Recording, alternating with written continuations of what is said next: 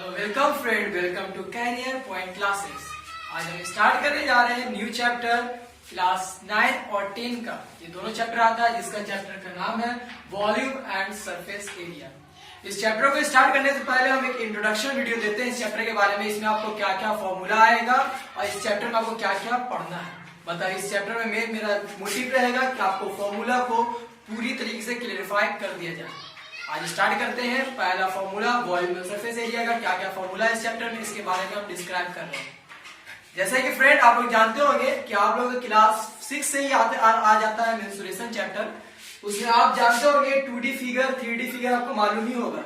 पहले हम एक्सप्लेन करें एकदम बेसिक। हम ये समझ लें कि आप जीरो है, उससे आपको जीरो से हम हीरो बनाना चाह रहे हैं, तो आपको जीरो से स्टार्ट कर रहे हैं इस चैप्टर को। फर्स्ट 2D फिगर से स्टार्ट कर रहे हैं। जो आपका 2D फिगर है पहला है, ये है रेक्टेंगल। ये क्या है? रेक्टेंगल। रेक्टेंगल जानते हैं जिसका अपोजिट साइड क्या होता है? बराबर होता है। जैसे फॉर एग्जांपल ये लेंथ है और ये ब्रेथ है। इसका अपोजिट साइड ये है तो ये भी क्या हो गया?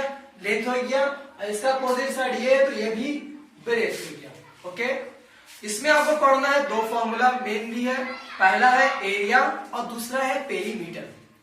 आपको एरिया ऑफ रेक्टेंगल क्या होता है इसके बारे में आपको कुछ बता देते हैं। What is area of rectangle?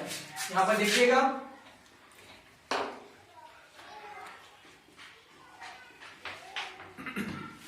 Area of rectangle. Area of rectangle मतलब एरिया का मतलब समझ लीजिए, ये बाउंड्री लाइन है। ये क्या है? बाउंड्री है। इस बाउंड्री के अंदर जितना भी रीजन आता है, इस बाउंड्री के अंदर जितना भी रीजन देख रहे हैं, ये रीजन, इसी को हम कहते हैं एरिया। फॉर एग्जाम्पल जैसे कि फार्मर प्लॉगिंग करता है, जो अपना खेती करता है, वो खेती कहां पर करता है? इस फील्ड के एरिया में करता है, ना ही कि इसके बाउंड्री पर करता है। तो पहले हम निकाल रहे हैं इसके एरिया के बारे में। तो एरिया निकल रहे हैं। यहाँ पर एरिया का फॉर्मूला होता है, एरिया ऑफ रेक्टेंगल का फॉर्मूला होता है length into breadth. Length into breadth. जब भी आप ये चैप्टर बनाइएगा, जब भी ये फॉर्मूला लगाइएगा, हमेशा याद रखिएगा कि जो लेंथ और ब्रेथ का जो यूनिट रहे वो सेम रहे। फॉर एग्जांपल अगर आप मीटर में निकाल रहे तो दोनों मीटर में रहे, अगर आप सेंटीमीटर में निकाल रहे तो दोनों सेंटीमीटर में रहे। इसका मान लेते हैं सेंटीमीटर लेंथ भी है और सेंटीमीटर ब्रेथ भी है, तो सेंटीमीटर सेंटीमीटर हो जाएगा आपका सेंटीमीटर स्क्वायर। अगर मीटर में लेंथ है और मीटर में भी ब्रेथ है तो इसका हो जाएगा मीटर स्क्वायर। बोलने का मतलब यह है कि आप जब एरिया निकालिएगा तो आपका जो यूनिट आएगा वो आएगा स्क्वायर यूनिट। यूनिट की जगह आप मीटर भी लिख सकते हैं, मीटर में निकालना तो सेंटीमीटर में निकालना तो सेंटीमीटर आप लिख सकते हैं। तो ये तो पहला कंसेप्ट था एरिया ऑफ रेक्टेंगल के बारे में। मतलब एरिया ऑफ रेक्टेंगल क्या होता है? एरिया ऑफ रेक्टेंगल वैसा रीजन है, वैसा एरिया इसको कहते हैं एरिया ऑफ रेक्टेंगल को, जो बाउंड्री के इंक्लोज, ये बाउंड्री लाइन है, इसके इंक्लोज में जितने भी रीजन है इसको कहते हैं एरिया। क्या कहते हैं? एरिया कहते हैं। इसके बाद बात करते हैं हम पेरीमीटर का। पहले आप सोचिए, फॉर एग्जांपल मान लेते हैं आपका 1 कट्ठा जमीन है। मान लेते हैं 1 कट्ठा आपका जमीन है, बहुत मेन रोड पर आपका 1 कट्ठा जमीन है। आपके पापा बोले बेटा जाइए आप बाउंड्री करवाइए उस 1 कट्ठा जमीन को। तो आप पहले आप क्या दिमाग लगाइएगा? आप एरिया में बाउंड्री करवाइएगा या इसके लेंथ और ब्रेथ में बाउंड्री करवाइएगा? तो आंसर आएगा कि हम उसका पेरीमीटर में करवाएंगे। मतलब जितना इसका लेंथ है इसको घेरेंगे और इसका जो ब्रेथ है उसको घेरेंगे। इसका मतलब अगर आपको पेरीमीटर में बाउंड्री करवाना है तो पेरीमीटर का फॉर्मूला होता है। समझ लीजिए फॉर्मूला आया कैसे। लोग सिर्फ फॉर्मूला रटते हैं, लेकिन हम आपको रटाएंगे नहीं, आपको समझाएंगे फॉर्मूला आया है तो कैसे आया है। फॉर एग्जाम्पल हमने क्या बोला? जितना भी साइड है अगर आप सबको सम कर दीजिएगा वही आपका पेरीमीटर है। पेरीमीटर और कुछ नहीं है, सम ऑफ ऑल साइड। जितने भी किनारा है उस किनारे को आप जोड़ दीजिए तो आपका आ जाएगा पेरीमीटर। फॉर एग्जाम्पल देखते हैं, एक लेंथ, एक ब्रेथ, फिर एक लेंथ, फिर एक ब्रेथ। तो आप देखिएगा यहाँ पर एक लेंथ और एक लेंथ, कितना लेंथ हो गया? 2 लेंथ। एक ब्रेथ और एक ब्रेथ, तो ये हो गया 2 ब्रेथ। तो आप यहाँ पर से आप ध्यान दीजिए इसको कि 2 और 2 दोनों में क्या है? समान है, कॉमन है। तो कॉमन को हम ले लेते हैं बाहर, तो इसमें बच जाता है एक लेंथ और इसमें बच जाता है ब्रेथ। तो यही फॉर्मूला हो गया perimeter of rectangle, 2 into length plus breadth. आप तो रट्टा मारते थे कि पेरीमीटर ऑफ रेक्टेंगल होता है 2 इंटू लेंथ प्लस ब्रेथ। यहाँ पर आपको समझ में आया कि ये आया तो आया फॉर्मूला कैसे। हम आपको सिखाएंगे फॉर्मूला आया तो आया कैसे, आपको रट्टा नहीं बनवाएंगे। तो यहां पर आपका हो गया पेरीमीटर का formula, perimeter of rectangle formula हो गया 2 इंटू एल प्लस बी, मतलब 2 इंटू लेंथ प्लस ब्रेथ। अब देखिए यहां पर इसमें यूनिट क्या लिखे सर, जाहिर सी बात है यहां पर यूनिट मल्टीप्लाई नहीं हो रहा है, यहां पर यूनिट जो हो रहा है ऐड हो रहा है, इसके इसमें सिर्फ हम डायरेक्ट यूनिट ही लिखेंगे। अगर मीटर है तो मीटर लिखेंगे, अगर सेंटीमीटर है तो सेंटीमीटर लिखेंगे। मान लेते हैं लेंथ मीटर में है तो मीटर आएगा, अगर ये लेंथ मान लेते हैं आपका सेंटीमीटर में तो सेंटीमीटर आएगा। मतलब यहाँ पर आपका यूनिट स्क्वायर लिखना नहीं है। क्यों नहीं लिखना है? क्योंकि ये सिर्फ लेंथ जो हो रहा है ब्रेथ जो दोनों का यूनिट क्या हो रहा है, सिर्फ सम हो रहा है, जुट रहा है। तो यहाँ पर आपका पहला जो आपका 2D फिगर है रेक्टेंगल ये कंप्लीट होता है। अब हम आगे बढ़ रहे हैं स्क्वायर के बारे में। हमारा स्क्वायर, अब हमको आगे पढ़ना है स्क्वायर के बारे में। आपको रेक्टेंगल के बारे में तो पूरा बता दिया, अब हम बात करते हैं स्क्वायर। ये भी आपका 2D फिगर है, मतलब ये भी 2 डायमेंशन फिगर है। 3D उसको बोलते हैं वैसा फिगर जिसमें लेंथ ब्रेथ और हाइट आ जाए। क्या आ जाए? हाइट आ जाए। और 2D फिगर उसको बोलते हैं जिसमें सिर्फ लेंथ और ब्रेथ हो। यहाँ पर अगर हम बात करते हैं स्क्वायर, पहले समझ लीजिए स्क्वायर होता क्या है। स्क्वायर का जितने भी साइड होते हैं वो इक्वल होते हैं। क्या होते हैं? इक्वल होते हैं। अगर ये 4 लेते हैं ये साइड तो ये भी 4, ये भी 4 और ये भी 4 हो जाएगा। मतलब इसमें ऑल साइड आर इक्वल, सभी साइड जो होते हैं वो इक्वल होते हैं। अब हम बात करते हैं एरिया। जैसे फॉर एग्जांपल अभी हम बात किया रेक्टेंगल के बारे में, उसका एरिया आपने कैसे निकाला? उसका एरिया आपने निकाला लेंथ इंटू ब्रेथ करके। क्या करके? लेंथ इंटू ब्रेथ करके। लेकिन यहाँ पर देखिए ये लेंथ भी साइड है और ब्रेथ भी साइड है। मतलब अगर लेंथ 5 मान लेते हैं तो ये साइड दोनों सब 5 हो गया, इसमें सब 5। मतलब यहाँ पर लेंथ भी 5 और ब्रेथ भी 5। मतलब क्योंकि लेंथ और ब्रेथ दोनों तो इक्वल है, साइड इक्वल है, इसमें दोनों अलग नहीं है, जिसकी वजह से ये भी साइड और ये भी साइड, तो साइड इंटू साइड मल्टीप्लाई करेंगे तो फॉर्मूला आएगा साइड स्क्वायर। क्या आ जाएगा? साइड स्क्वायर, क्योंकि लंबाई भी बराबर है और चौड़ाई भी क्या है? बराबर है, जिसकी वजह से साइड इंटू साइड करने का मल्टीप्लाई करने की वजह से इसमें 2 साइड हो गया, एक साइड और एक साइड, इसलिए हम यहाँ पर पावर डाल दिया साइड स्क्वायर। तो ये हुआ एरिया ऑफ स्क्वायर का फॉर्मूला साइड स्क्वायर। इसके बाद हम बताया था आपको पेरीमीटर के बारे में। मतलब हमने बात किया था, डिस्कस किया था पेरीमीटर ऑफ रेक्टेंगल। उसमें मैंने आपको क्या बताया था कि पेरीमीटर जो निकालते हैं हम सब साइड को क्या करते हैं? जोड़ देते हैं। क्या करते हैं? जोड़ देते हैं। अगर यहाँ पर सब साइड को जोड़िएगा तो देखिए कितना साइड है, एक साइड, 2 साइड, 3 साइड, 4 साइड। तो फॉर्मूला हो गया 4 इंटू साइड। क्या हो गया? 4 इंटू साइड। एक एग्जाम्पल ले लेते हैं। मान लेते हैं साइड दिया हुआ एक का 4 मीटर। क्या दिया हुआ है? 4 मीटर।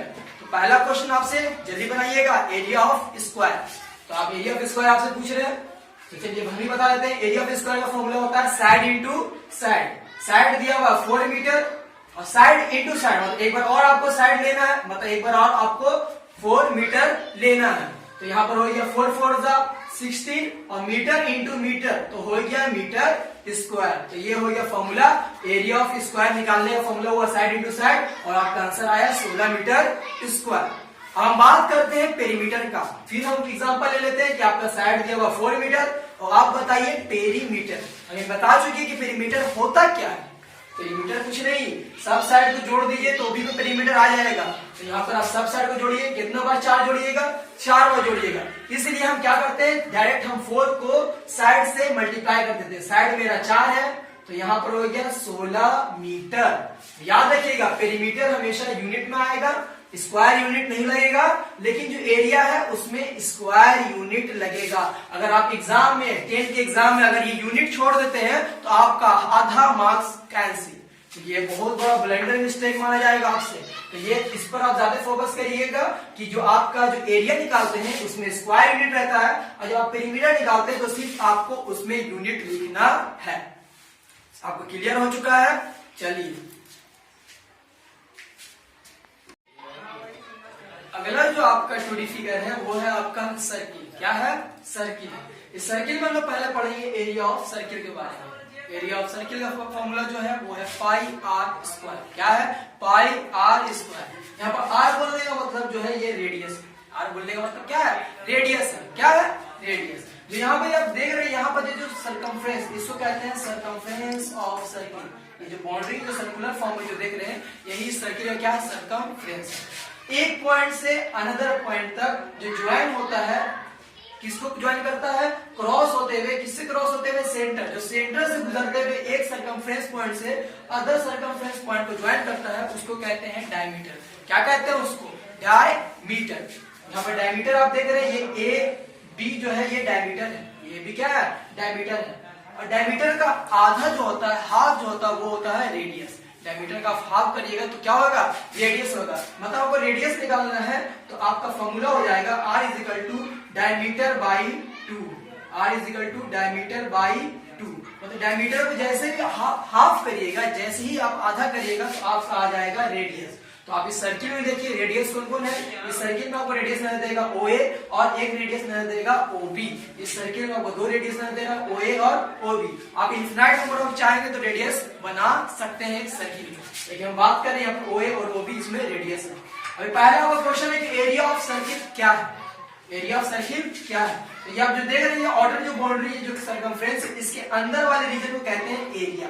इसके अंदर वाले रीजन को क्या कहते हैं? एरिया। जैसे फॉर एग्जांपल आप स्टेडियम में देखते हो क्रिकेट मैच, वो फील्ड भी कैसा रहता है? सर्कुलर फील्ड रहता है। लेकिन जो प्लेयर जो खेलता है कहाँ खेलता है? उसके बाउंड्री पे खेलता है कि ग्राउंड में खेलता है? तो आप बोलिएगा सर ग्राउंड में खेलता है। वही जो ग्राउंड में खेलता है वही उसका क्या हो गया? एरिया हो गया। इसका फॉर्मूला हो गया पाई आर स्क्वायर। पाई का जो वैल्यू है वो है 22/7। क्या है? 22/7। ये एग्जैक्ट वैल्यू नहीं है, इसको कभी कभी अप्रोक्स 3.14 भी लेते हैं। क्या लेते हैं? 3.14 भी लेते हैं। पाई का वैल्यू ज्यादातर आपको अगर नहीं कुछ दिया हुआ है तो आप 22/7 ही लगाइएगा। क्या लगाइएगा? 22/7। तो आपका एरिया ऑफ सर्किल क्लियर हो गया, पाई आर स्क्वायर। अगला है सर्कमफ्रेंस ऑफ सर्किल। क्या है सर्कमफ्रेंस ऑफ सर्किल? आप देखा होगा कि जो बहुत सारे जो एथलीट होते हैं वो दौड़ते हैं सर्कुलर फील्ड में। इस सर्कुलर फील्ड है, इस सर्कुलर फील्ड के चारों ओर क्या करते हैं? एथलीट लोग दौड़ते हैं। यहाँ पर ऐसे दौड़ते हैं दौड़ते दौड़ते, तो ये जो दौड़ते हैं वो दौड़ते हैं किसमें? यहाँ पर जो भी मैं बता रहा था कि जो आप एथलीट जो दौड़ते हैं वो कहाँ पर दौड़ते हैं? ये देखिएगा आप सर्कमफ्रेंस पर दौड़ते हैं। किस पर दौड़ते हैं? ये सर्कमफ्रेंस जो है यहाँ पर इस रिंग पर दौड़ते हैं और इस तरीके से वो अपना ग्राउंड का चक्कर लगाते हैं। मतलब बोलने का मतलब है कि सर्किल का जो आउटर बाउंड्री रहता है वही उसका सर्कमफ्रेंस ही जो रहता है, जो सर्किल का आउटर बाउंड्री रहता है। इसका मतलब आपका सर्किल का पेरीमीटर रहेगा, इसी पेरीमीटर को कहते हैं सर्कमफ्रेंस। कुछ और नहीं है, सिर्फ वर्ड अलग है, सर्कमफ्रेंस। मतलब इसका आउटर बाउंड्री को कहते हैं हम सर्कमफ्रेंस। इसका फॉर्मूला होता है 2πr। हमने देखा कि सर्कमफ्रेंस और सर्किल का फॉर्मूला हो गया 2πr और एरिया ऑफ सर्किल हो गया पाई आर स्क्वायर। मतलब फिर बात कर रहे हैं एरिया, बात करें इसका मतलब यहाँ पर जो यूनिट रहेगा वो स्क्वायर यूनिट रहेगा। और यहाँ पर मैंने सर्कमफ्रेंस का बात किया, मतलब पेरीमीटर का बात किया, तो यहाँ पर सिर्फ रहेगा, क्या रहेगा? सिर्फ यूनिट रहेगा। ओके, अब हम अगला वीडियो लाएंगे। अगला वीडियो जो रहेगा वो 3D फिगर पर रहेगा। किस पर रहेगा?